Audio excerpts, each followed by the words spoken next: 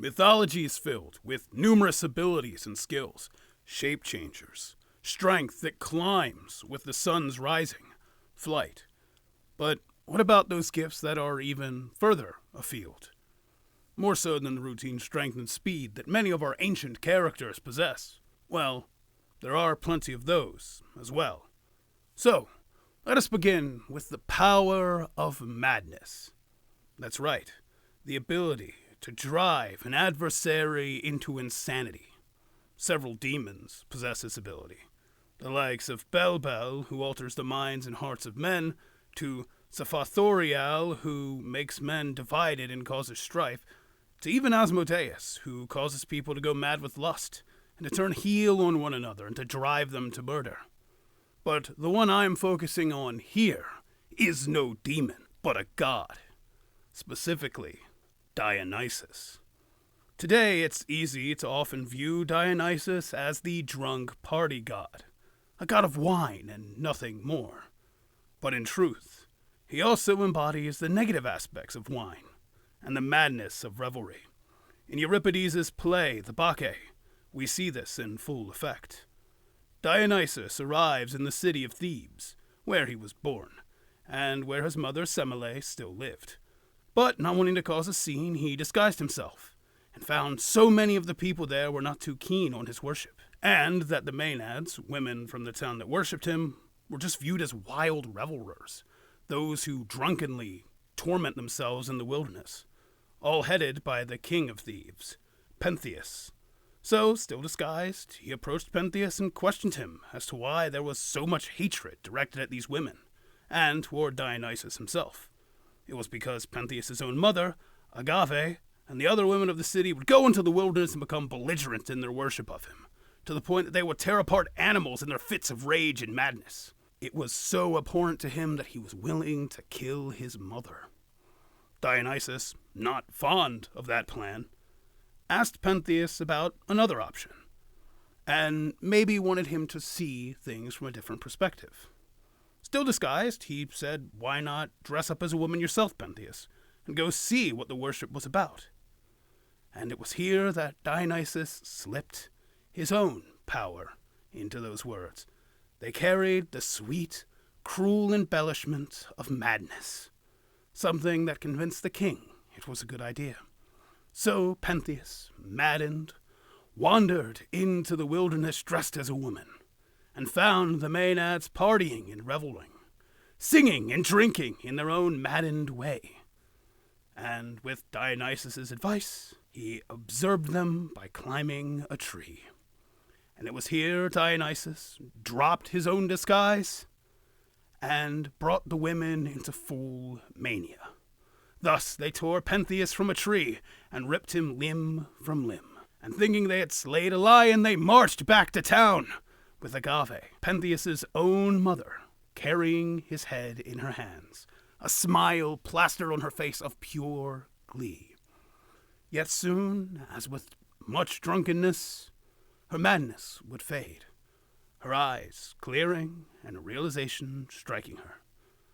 Her father Cadmus, who despite all of his own heroics, would bear a bloodline of tragedy, having to be the one to tell her that she had indeed slayed her son. And thus, with this man who hated him killed, Dionysus moved on. Thus is the power of madness. Now, for our next ability, we cross the Mediterranean Sea to the deltas of the Nile and further down, to Egypt, a place of sand and legends, gods and goddesses, many of whom bear intriguing powers all their own. Here we meet the morning goddesses Isis and Nephthys, and a power that sits rarefied among many mythologies: resurrection. Set, god of the deserts, amid many other things, concocted a cruel plan. That plan? To kill Osiris, the chief among the gods at the time, and heir apparent to the great god Geb, and ruler of Egypt. And to do so, Set struck him down, dividing him into numerous parts, and then either trampling them or casting them into the Nile to never be assembled again. It was among scholarly thought that one has to kill a god twice to truly kill them, and Set did just that. with his body divided into as many as 42 parts, Osiris was as good as dead. And yet, in their mourning, Nephthys and Isis took it upon themselves to venture and gather the parts of the now inert god, parts that were scattered all across Egypt and the lands around it, all in the attempt to build the body of the great god, something that, with the aid of Anubis, was possible. The two sisters took vigil over the body of the dead great god, who once symbolized the fertility of Egypt but now lay dead.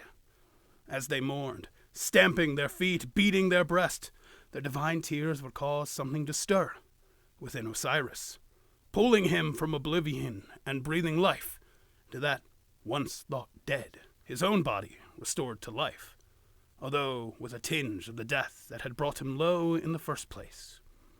In this resurrection, he would not sit as king of gods any longer, but would be the one who sits alongside Anubis, who aided him in the construction of this new body to judge the underworld and assure the dead would go where they're supposed to go. Lastly, for now, we move northward, far northward and westward and northward again, to a well, around which 3 women sit, their fingers tenuously twisting the threads of fate. Urder, Verdandi, and Skuld, deities which dictate the fate of others. Each child who is born meets them, even if they may not remember it. These are the Norns, those with power over fate so great, none have escaped its grasp, at least none within the Norse realm in which they live. Even Thor, who can resist the temptation of age, dies in his fated battle of Ragnarok, and Odin, who hung on Yggdrasil for days gathering the secrets of the universe and runes, has no spell to best their grasp over reality. Truly, those that wield fate are among those with the mightiest powers in our legend, and as such deserve a spot on this list, albeit they already knew that. As always, thanks for watching.